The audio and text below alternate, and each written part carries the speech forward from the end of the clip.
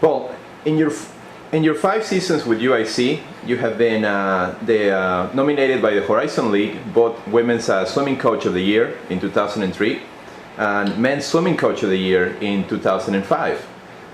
Both teams have also earned academic All-American honors. What have you learned from these past 5 seasons? That's a great question.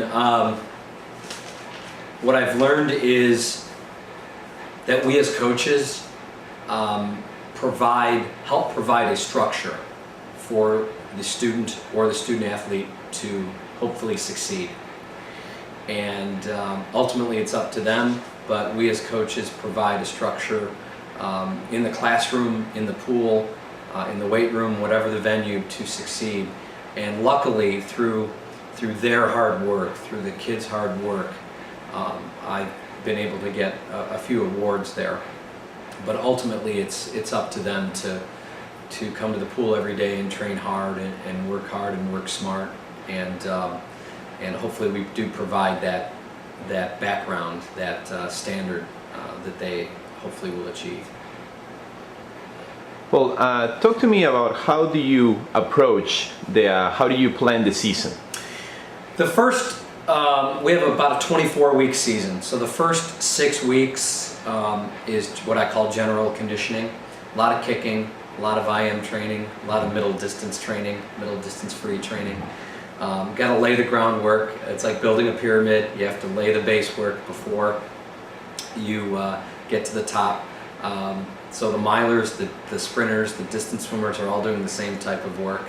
And then after that we do split into 3 distinct groups: sprint, mid-distance, and distance. And that's where the athletes spend the balance of the season. And certainly the training is a lot different in those groups. That's where it gets very, very specific. And then the taper and rest phase later on in the season, the last month of the season.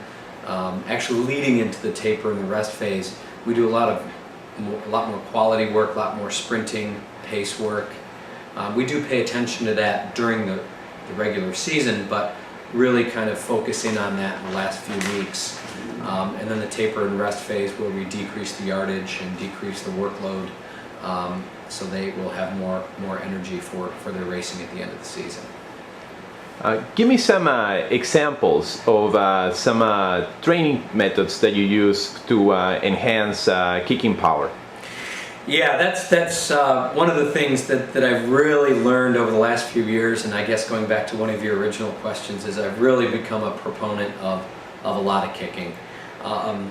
We use kicking with a kickboard, standard kicking with a kickboard that you all might see every day when you go to a lap pool.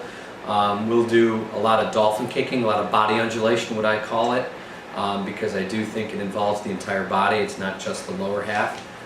We do kicking, body undulation, flutter kicking, all facets, supine, prone, front, back, both sides, right, left side. We've also integrated a lot of kicking with shoes to add a little bit more resistance to it. That's pretty challenging. We do that primarily in the front half of the season, the first half of the season. We use a lot of fins, a lot of zoomers, a lot of fins for working on power off the walls, body undulation, because in our sport, in collegiate swimming, it's a short course sport with the 25-yard pool. The power and the kicking that you gain off the walls is so important.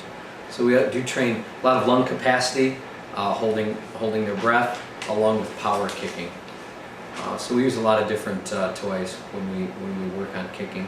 Like I said, sometimes we'll just do a standard kick set just with the board. I do like kicking a lot without the board. I think it helps a little bit more with body position, kicking without a kickboard. The kickboard can tend to hinge your shoulders a little bit, also can possibly aggravate some shoulder problems. So I do some kicking with a board, but a lot of kicking without the kickboard.